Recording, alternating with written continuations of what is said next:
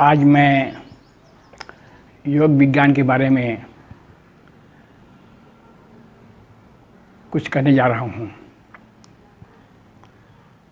हम जिस पृथ्वी में रहते हैं, इस पृथ्वी में आज से कोई 15,000 वर्ष पहले प्रथम संस्कृति का जन्म हुआ और वह संस्कृति ऋग्वेद के नाम से जाना जाता है। ऋग्वेद के प्रथम चरण में प्राकृतिक पूजा के बारे में कही गई है और धीरे धीरे स्थूल जगत से सूक्ष्म की ओर आगे बढ़ा है। ऋग्वेद के अंतिम चरण और यजुर्वेद के प्रथम चरण में भगवान सदाशिव का आगमन इस धरती पर हुआ। भगवान सदाशिव इस विश्व ब्रह्मांड में प्रथम तारक ब्रह्म हुए। उन्होंने समाज को बहुत कुछ दिया। उसमें महत्वपूर्ण चीज़ था आध्यात्म विज्ञान और वाद तंत्र। अपने पुत्र भैरव, जो माँ पार्वती से जन्म लिया था, और भैरवी, जो माँ काली से पैदा हुआ था, इन दोनों को तंत्र साधना से दीक्षित किया था।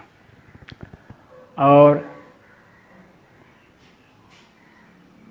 इस तंत्र को, जो वेद के पहले भी तंत्र की चर्चा थी, परंतु विकसित नहीं था, भगवान सदाशिव ने उसके व्यवहारिक पक्ष दिया और आगे बढ़ाया।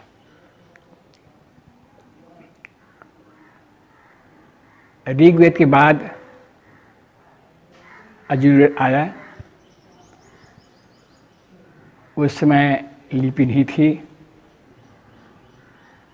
सुन करके ही वेद को स्मृति में रखा करते थे।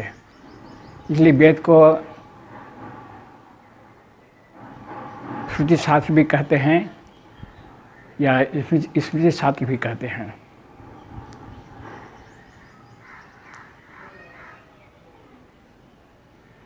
यजुर्वेद नहीं लिखने के कारण से लुप्त हो गई।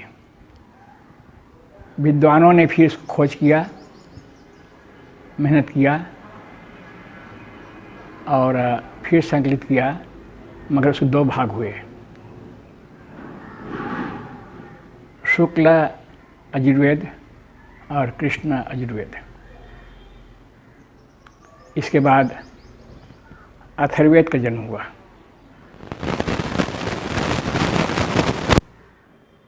ये 3 वेद हम मानव सभ्यता में पाते हैं और यह वेद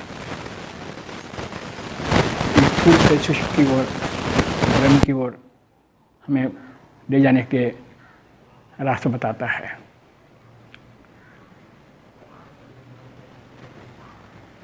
इस क्रिया में हम पाते हैं कि जो वेद का स्थूल रूप या प्राकृतिक पूजा थी, वो धीरे धीरे जो सूक्ष्म हुआ, उसको हम कहते हैं उपनिषद या वेदांत। ऐसे तो उपनिषद की संख्या 1008 बताई जाती है, परंतु उसमें से मूलतः 12 हैं। यह जो वेद है, इस वेद भाग का 3 भाग है। एक भाग को कहते हैं कर्मकांड, ज्ञान कांड और तीसरा है उपासना कांड।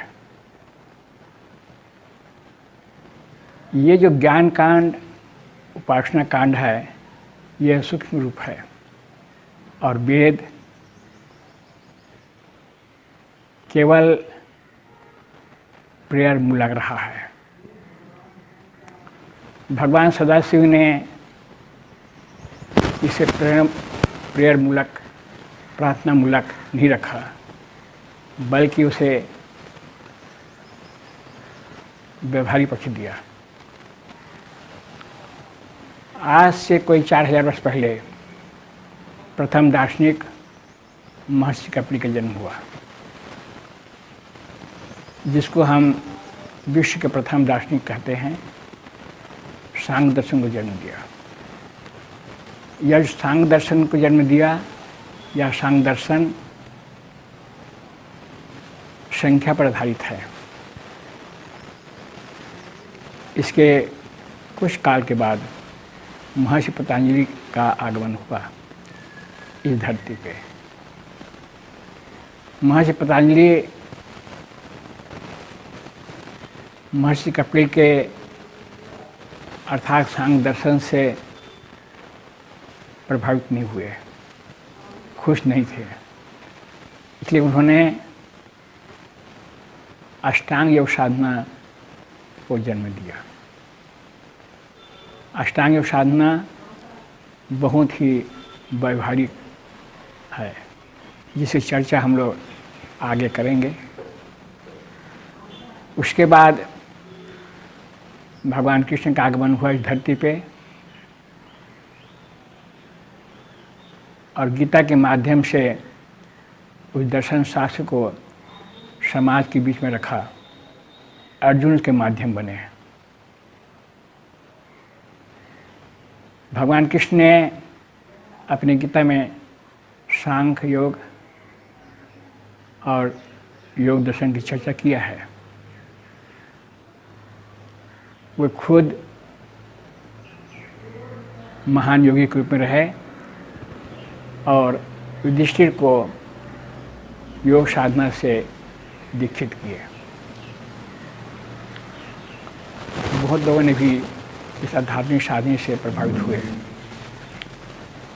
भगवान कृष्ण के बाद इस धराधाम में 2 महापुरुष का आगमन एक साथ हुआ, भगवान बुद्ध और भगवान महावीर जैन।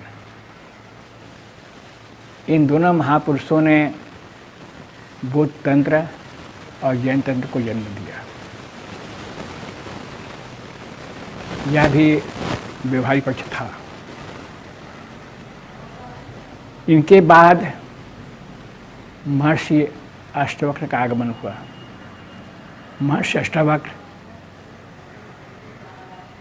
साधना में काफ़ी पहुँचे हुए संत थे।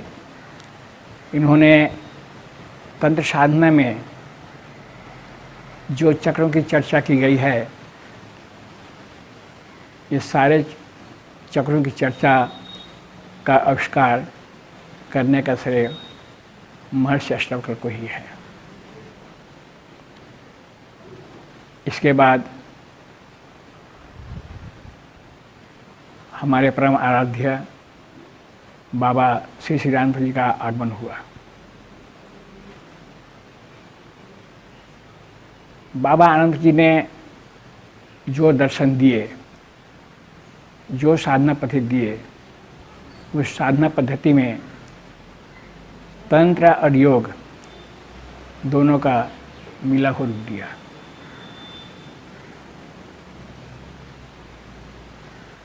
अपने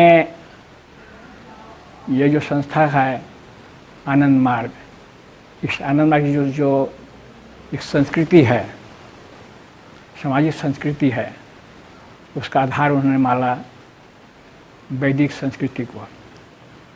इसलिए धर्मचक्र मंत्र के रूप में ऋग्वेद का संशद्धम संवर्धम संभम सिद्धांतम को ग्रहण किया एवं सामाजिक उत्थान के लिए उन्होंने ओम मध्वातारिताते मधुखरंद सिंधुः इस श्लोक को लिया। और अर्थात आनंदमार्ग की संस्कृति का आधार भूमि है वैदिक लिया। परंतु वैदिक में जो कर्मकांड है, स्तुति है, उसको उन्होंने ग्रहण नहीं किया। किसी के प्रश्न के उत्तर में आराध्य है बाबा सीतानंद जी ने कहा, यदि मैं किसी के घर जाऊं और वह मुझे भोजन करने के लिए आम दे तो मैं क्या करूंगा? गूदा खा लूँगा और छिलका और गुठली छोड़ दूंगा। मैंने वेद का कर्मकांड, स्तुति कांड, ये सब छिलका या गुठली की तरह ही है, मैंने छोड़ दिया है। इसलिए बाबा ने अपने ग्रंथ वेद में ब्रह्म विज्ञान उसने मेंशन किया है।